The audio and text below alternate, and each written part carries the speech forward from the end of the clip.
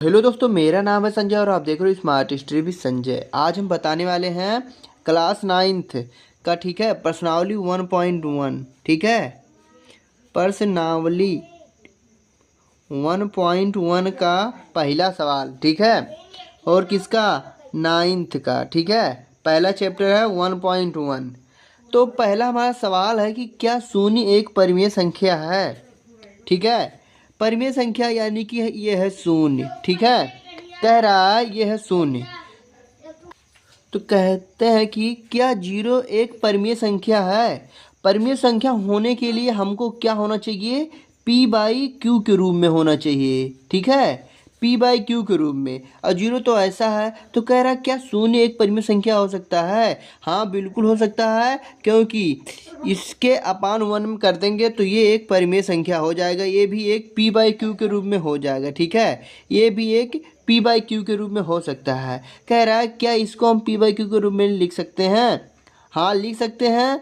और q बराबर not zero, कह रहा है q equal to not zero. ठीक है, q बराबर जीरो नहीं हो सकता है, तो q बराबर जीरो भी नहीं है और ये p/q के रूप में हो भी गया। ठीक है, तो आशा करते हैं आप सभी को पहला सवाल समझ में आ गया होगा अच्छे से। अब हम लोग दूसरे सवाल की तरफ बढ़ते हैं। ठीक है, 1.1 का दूसरा सवाल। तो हमारा दूसरा सवाल है, ठीक है, कि क्या 3 और 4 के बीच में 6 परिमेय संख्या। ठीक है, 3 और 4 के बीच में जो हमारा अंक है 3 और 4, ठीक है, इसके बीच में 6 परिमेय संख्या। कितनी, 6 परिमेय संख्या। 6 में 6 परिमेय संख्या। ठीक है, इसमें एक जोड़ दो 7। ठीक है, एक 7 हो जाएगा, 7/7 से इसमें गुणा कर दो। ठीक है, सिंपल सा फंडा है। इसमें जितना परिमेय संख्या आपको ज्ञात करना है, ठीक है, उसमें एक जोड़ दो और जितना आएगा उतने अपान उतने से गुणा कर दो। ठीक है, तो हमारा 7/7 आया। 7/7 से दोनों में गुणा कर दो। ठीक है, मल्टीप्लाई कर दो। ठीक है, मल्टीप्लाई करने के बाद आंसर क्या आता है हमारा। आंसर हम नीचे अपना लिखते हैं और इसका आंसर यहाँ नीचे लिखते हैं। 7×3 = 21, 21/7। ठीक है, 21/7 आएगा, और 7×4 = 28। ठीक है, और 28/7। तो अब हम लोग क्या करेंगे, इसमें परिमेय संख्या लिख लेते हैं। ठीक है, इसके बाद क्या आएगा, 22/7। उसके बाद 23/7। ठीक है, उसके बाद हम लिख लेते हैं 24/7। उसके बाद 25/7। उसके बाद 26/7। उसके बाद 27/7। उसके बाद 28/7। तो आशा करते हैं आप सभी को समझ आ रहा होगा कि सबसे पहले इसमें करेंगे क्या। 3 और 4 के बीच में 6 परिमेय संख्या ज्ञात करना है। 6 परिमेय संख्या में मतलब 6 अगर कहा तो एक जोड़ दो, उसमें 7 होगा, 7/7 से दोनों में मल्टीप्लाई कर दो। मल्टीप्लाई करने के बाद आएगा हमारे 21/7 और 28/7। ठीक है, अब इसके बाद 21/7 है और 28/7 है, यानी कि नीचे वाला सेम है और ऊपर वाला चेंज है। तो देखो 21, 22, 23, 24, 25, 26, 27 उतना 7 करके बस काउंट कर लो। 1 2 2 3 4 5 6। तो हमारा सही है, क्योंकि हमसे 6 परिमेय संख्या पूछा था, हमारा 6 परिमेय संख्या निकल गया। तो हमारा आंसर आ गया। ठीक है, हमारा आंसर आ गया। ठीक है, आंसर हमारा आ गया है। अब आशा करते हैं आप सभी को अच्छा लगा होगा, समझ भी आ गया होगा। तो अगर ना समझ में आएगा आप लोग कमेंट बॉक्स में बताना। ठीक है, अब अगला सवाल तीसरा जो कि है, अब उसको हम बताते हैं। अब हमारा तीसरा सवाल है कि क्या, अभी तक तो हमारा नंबर में चल रहा था। ठीक है, नंबर में चल रहा था कि 3 और 4 ऐसे, मतलब ऐसा था ना, एक नंबर था, एक डिजिट था। ठीक है, अब यहाँ पे हमारा आ गया कि इसके p/q के रूप में है। अब यहाँ पे p/q के रूप में है। ठीक है, जैसे हमसे कह रहा है 3/5 और 4/5 के बीच में परिमेय संख्या बताओ, 5 परिमेय संख्या। ठीक है, 5 परिमेय संख्या, यानी कि हम बताए हैं कि जब हमसे 5 पूछे तो 5 में एक जोड़ लो, 6 हो जाएगा। ठीक है, और 6/6 से दोनों में गुणा कर दो। 6/6 से, यानी कि इसमें गुणा कर दो किससे, 6/6 से। ठीक है, और इसमें भी गुणा कर दो 6/6 से। जितना पूछे एक आगे करके और उतने अपान उतने से गुणा कर दो।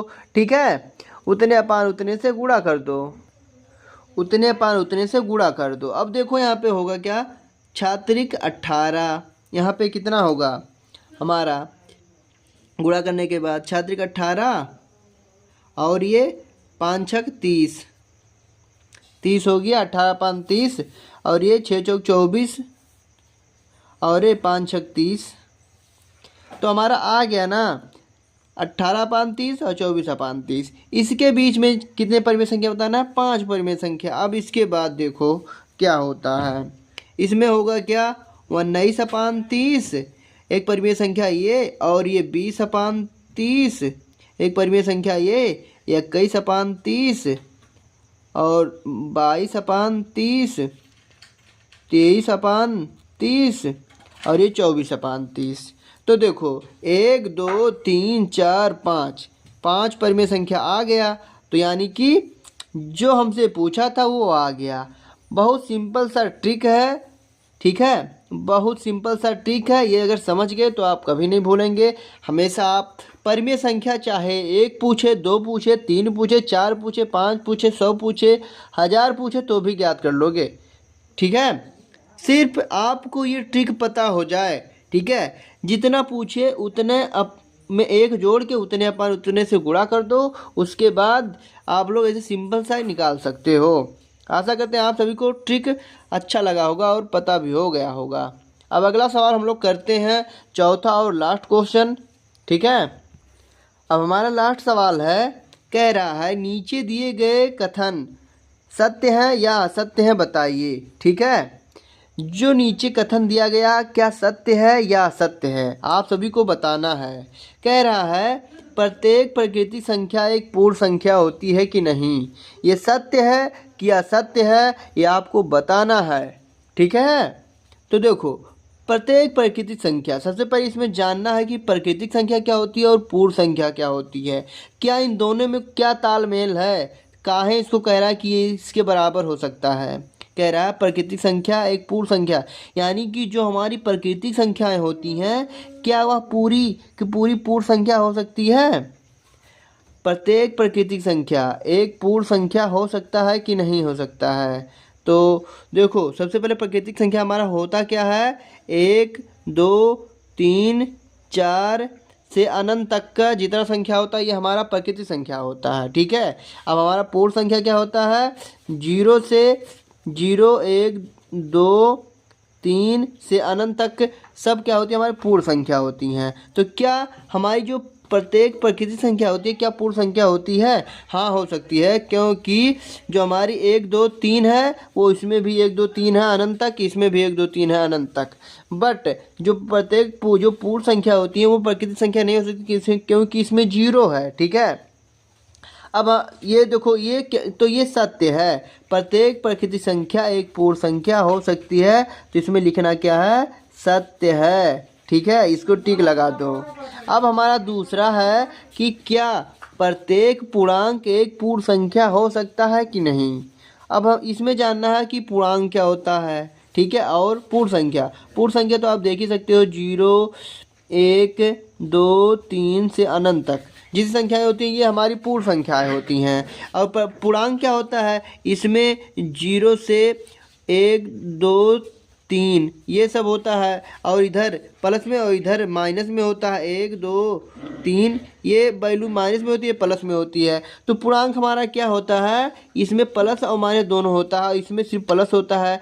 तो ये चीज़ इसमें हो सकता है, यानी कि प्रत्येक पूर्ण संख्या जो होती है वो हमारी पूर्णांक हो सकती है, लेकिन ये पूर्णांक जो है ये पूर्ण संख्या नहीं हो सकता है। तो ये कथन बिल्कुल असत्य है, असत्य है। ठीक है, अब लास्ट क्वेश्चन कि प्रत्येक परिमेय संख्या क्या एक पूर्ण संख्या हो सकता है। अभी आप सब समझ रहे होंगे कि आप जानते होंगे कि परिमेय संख्याएं क्या होती हैं, p/q के रूप में होती हैं। अब परिमेय संख्या यानी कि p/q के रूप में कोई भी लिख लो, 3/4 2/3 या 1/2, ये सब हमारी परिमेय संख्या हैं। और पूर्ण संख्या 0 1 2 3 4 से अनंत तक जितनी संख्याएं हमारी हैं ये सब पूर्ण संख्याएं हैं। तो ये चीज़ ये ना ये चीज़ ये हो सकता है ना ये चीज़ ये हो सकता है, ये बिल्कुल कथन असत्य है। ठीक है, असत्य है, क्योंकि प्रत्येक परिमेय संख्या कह रहा है क्या प्रत्येक परिमेय संख्या एक पूर्ण संख्या हो सकता है? तो बिल्कुल नहीं हो सकता, क्योंकि ये p/q के रूप में है, ये p/q के रूप में नहीं है। ठीक है, तो ये कथन असत्य है। तो आशा करते हैं आप सभी को ये वीडियो अच्छा लगा होगा। मिलते हैं अगले वीडियो में, तब तक के लिए धन्यवाद। See you again, thank you for watching.